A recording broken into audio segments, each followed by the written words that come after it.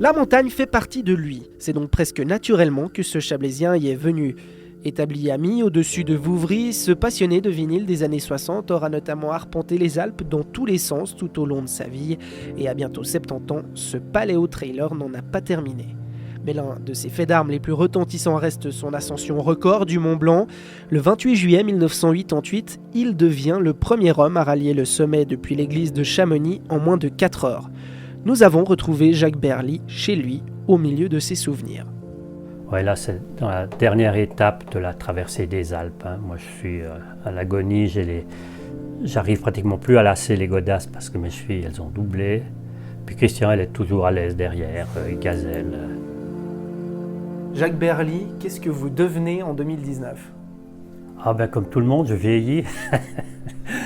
Je crois que je n'ai pas réussi à arrêter le sablier du temps, même si j'ai pris le pari d'Alphonse Allais, qui a misé sur l'immortalité, et pour le moment, je dois dire que ça marche. La course en montagne, ça apparaît comment dans votre vie ?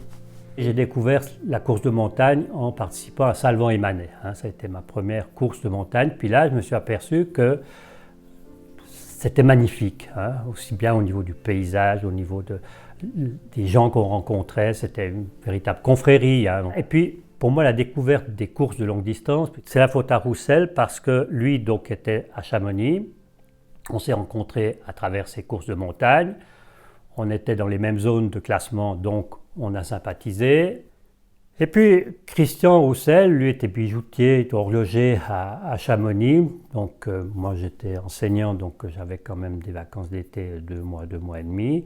Lui avait un mois, puis il me dit « Ah, mais écoute, on aime bien la montagne, on devrait faire une fois le tour du Mont Blanc. » Et moi, j'ai souffert le calvaire, plus jamais ça. C'est la première fois que je fais une course de longue distance. Je suis allé au bout à cause ou grâce à toi, parce que je t'ai senti bien tout le long. Et ce qui nous motivait, je crois que c'était vraiment l'amitié dans la nature. C'est pas tellement on veut battre des records, c'est pas une recordite aiguë qui nous a atteint à un moment donné notre existence. C'était un plaisir égoïste. On est ensemble, on partage une barre. On ne peut pas savoir ce que c'est que de partager un carré de chocolat à 2500 mètres quand on meurt de faim. Ou bien une pluie magnifique qui arrive parce qu'on transpire et puis qu'on a besoin d'eau et puis qu'il n'y a pas de torrent, il n'y a rien. À un moment donné, tout à coup, une pluie salvatrice qui s'abat sur nous et puis qui fait qu'on revit.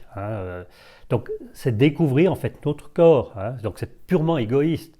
Alors, vous n'êtes pas un chasseur de records, mais parmi les meilleures marques que vous avez établies, il y a notamment cet aller-retour entre l'église de Chamonix, le sommet du Mont Blanc et retour. Donc, racontez-nous cette journée, ce moment-là, comment vous le vivez ?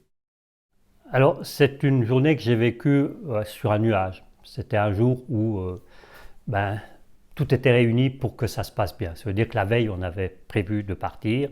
On a renoncé parce que la météo, la compagnie des guides nous ont dit météo aujourd'hui, il y a le chapeau sur le Mont Blanc, donc prévision pas bonne.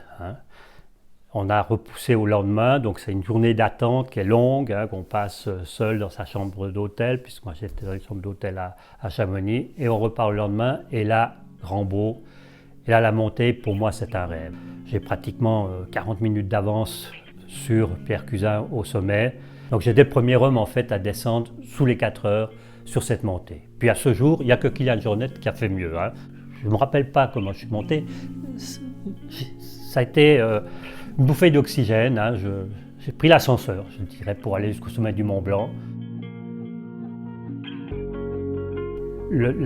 La course à pied ou la marche en montagne, accélérée peut-être, elle fait partie de l'ADN de l'être humain. On l'a oublié parce que on ne monte même plus les escaliers.